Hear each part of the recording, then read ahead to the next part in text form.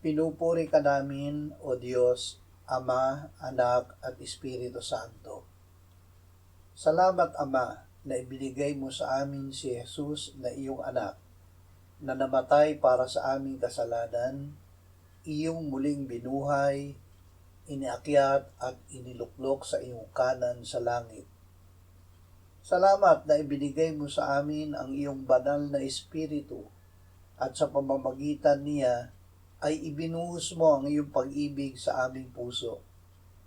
Pinupuri ka namin, O Diyos, ikaw ay banal. Sumasamba kami sa iyo sa iyong paanan. Gaya ng mga serafin ay iniaalay namin sa iyo ang papuri. Banal, banal, banal ang Panginoon ng mga hukbo. Ang buong lupa ay puno ng iyong kaluwalhatian.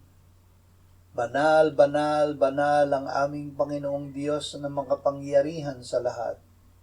Karapat-dapat ka, O Panginoon at Diyos namin, na tumanggap ng kaluwalhatian at karangalan at kapangyarihan, sapagkat nilikha mo ang lahat ng mga bagay, at dahil sa iyong kalooban ay nabuhay sila at nalikha.